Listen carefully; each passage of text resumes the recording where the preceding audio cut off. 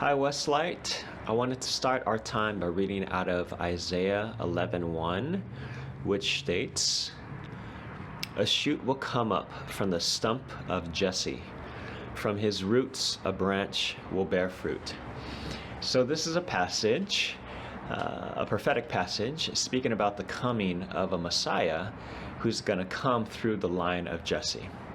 So just imagine being aware of this prophecy, and generation after generation, you're patiently waiting for this Messiah to come through this specific line. And so you are realizing that, okay, it's not David who's Jesse's son. The Messiah isn't Solomon who's Jesse's grandson. And generations pass until we know today that it wasn't until 28 generations later that the Messiah came through the line of Jesse and manifested through the person of Jesus Christ. But many individuals had to wait so many generations in order for this Messiah to finally come. And they had to exercise so much patience, and a lot of waiting occurred. We might be in a similar situation right now where we are so frustrated and becoming impatient that day after day we have to wake up and stay inside because this pandemic is continuing. And I don't mean to relate Jesus to the vaccine, but we do have hope because the vaccine is beginning to distribute right now. But we have to exercise a tremendous amount of patience right now.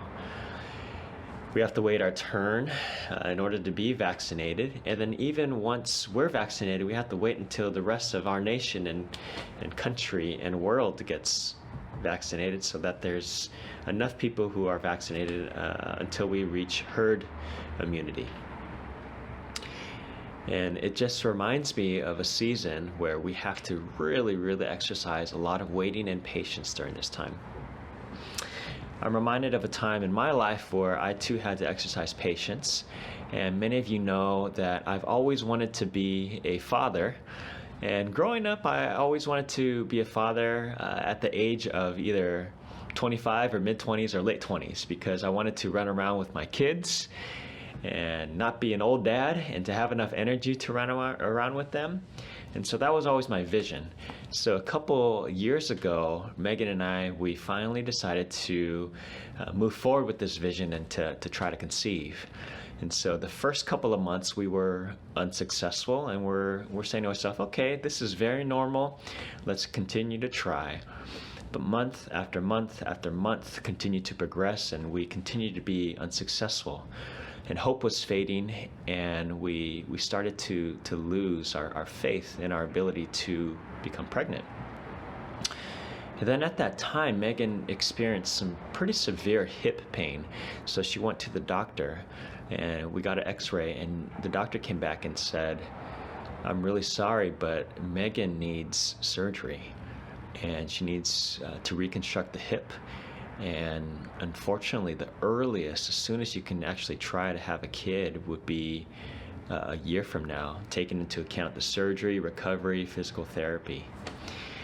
And when we heard this news, we were just so somber and low and very sad because we were eagerly patient or eagerly waiting to have a child, and yet our timeline had to be postponed to at least a year when we can then try again. We were down and we were low, and so we decided to share what we're going through with some close friends. And I remember we were at Lauren and Derek's house.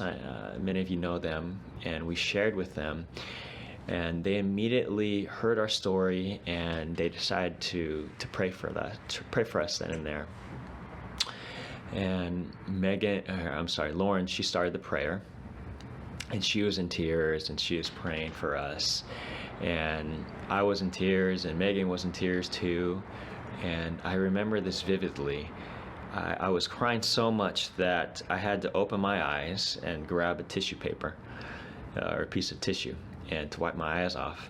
And in the corner of my eye, I see Daniel. And Daniel, he isn't crying, he's sobbing. And tears are just flooding down his eyes. And the last time I seen him sob was when he was 7 or 8, and after t-ball practice, he got a popsicle stuck to his tongue. That was the last time I remember him sobbing. But in that moment, when we're praying, and I had a glimpse of Daniel sobbing, suddenly everything was just lifted from me, and I felt a sense of hope. I felt that we can do this, that we can wait, and it's just a year, and the surgery will go fine, and everything's going to be just okay. We're in God's hands.